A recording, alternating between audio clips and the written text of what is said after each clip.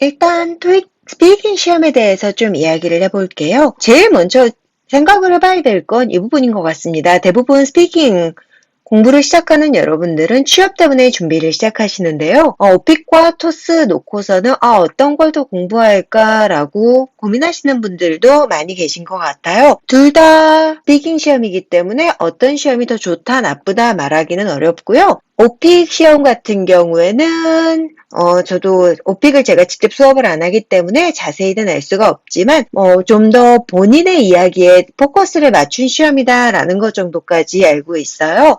그래서 질문에 대한 요지도 일단 시험을 치기 시작할 때 여러분들이 학생인지 직장인인지 선택을 해가지고 그렇게 항목을 집어넣으면은 거기에 맞춰서 문제가 나온다라는 거는 제가 들은 것 같아요. 자, 근데 반면에 토익 스피킹 시험 같은 경우는 여러분들 개개인의 차이를 둔다기보다는 그냥 여러분들이 제너럴한 퀘스천을 받았을 때 어떻게 대응할 수 있는지 대답할 수 있는지를 묻는 시험입니다. 그렇기 때문에 어학연수를 갔다 왔다거나 하시는 분들 같은 경우는 토스보다는 아무래도 오픽이 조금 더 쉽게 느껴지지 않을까라고 생각을 하고요.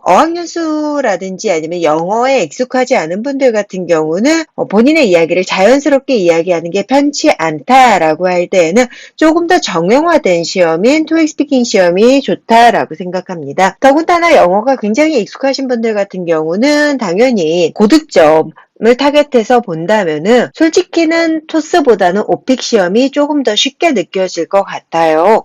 근데 영어가 익숙하지 않은 분들 같은 경우는 오픽보다는 토스가 조금 더 수월하게 느껴진다라고 이야기하는 학생들을 좀 많이 봤습니다.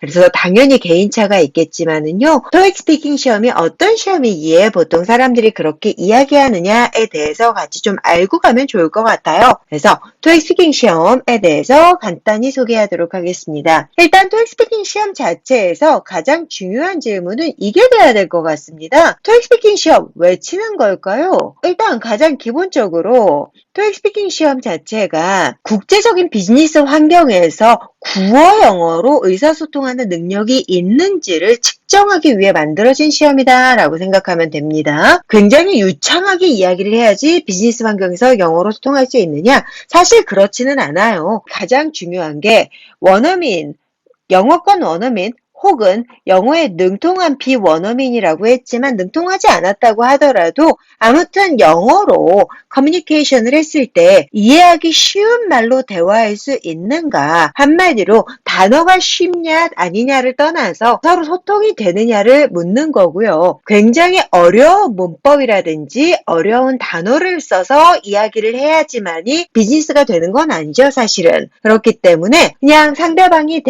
질문을 하거나 이야기를 했을 때 그거를 어느 정도까지 알아들을 수 있는가라는 겁니다. 그래서 토익 스피킹에서 이제 아시는 분들은 아시겠지만 가장 높은 레벨이 레벨 8이고요.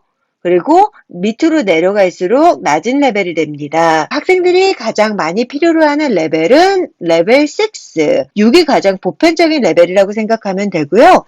좀 고득점 필요하다 싶으면은 타겟하는 레벨이 7 정도다라고 생각하면 돼요. 자, 레벨 8 같은 경우는 그렇게 쉽지가 않습니다. 왜 그런지 이제 좀 이따 이야기를 할 텐데, 영어에 능통하거나 영어에 익숙한 원어민이나 혹은 비원어민과 대화할 때 보통은 이렇게 제가 이야기를 해요. 상대방이 두 가지 질문 정도를 했을 때 한 가지 정도는 대답을 하는데 두 번째 질문에 대한 대답이 좀 안 나왔다거나 할 때 보통 레벨 6 정도가 나옵니다 라고 제가 이야기를 해요. 그 말은 무슨 말이냐면 이 학생에게 시간이 충분히 주어졌으면 대답을 할 수 있었을 것 같은데 시간상의 이유나 순간의 당황, 머뭇거림 이런 것들로 인해서 대답이 다 안 나오고 한 50% 정도 소통이 된다라는 게 레벨 6 정도의 학생이라고 생각하면 되고요. 일상생활 또는 업무상 필요한 대화를 적절한 표현을 사용해서 이어갈 수 있는가? 지속적인 대화까지는 아니라 하더라도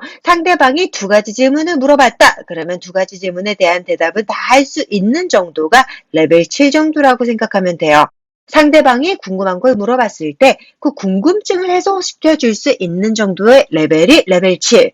그리고 단순히 궁금증만 해소하는 게 아니고 지속적인 대화를 이어갈 수 있거나 혹은 이끌어갈 수 있는지까지 할 수 있다면 그게 레벨 8 정도의 수험생이다라고 생각하면 됩니다. 레벨 6인지 7인지 이런 것들은 그냥 시험 치고 점수 나왔을 때 여러분들이 판단하게 되는 건데 레벨 6, 7, 8 이게 왜 어려운지에 대해서 이야기하자면 이렇습니다. 2019년 6월 1일 기준 토익 스피킹에서 노트 테이킹이 가능해졌습니다. 한마디로 필기가 가능해졌고요. 그리고 준비 시간도 좀 많이 늘어난 편이에요. 그래서 과거보다 시험이 조금 더 쉬워졌다고는 하지만 그럼에도 불구하고 레벨 8 정도를 받는 수험생은 전체 수험생의 1.5에서 한 2% 정도 된다라고 생각하시면 될 것 같아요. 한마디로 100명이 시험 쳤을 때 1명 내지 2명 정도가 레벨 8을 받는다라고 생각하면 됩니다. 자, 레벨 7 같은 경우는 이제 시험이 개정된 이후에 15% 정도의 학생들이 레벨 7을 받는다라고 생각하면 돼요.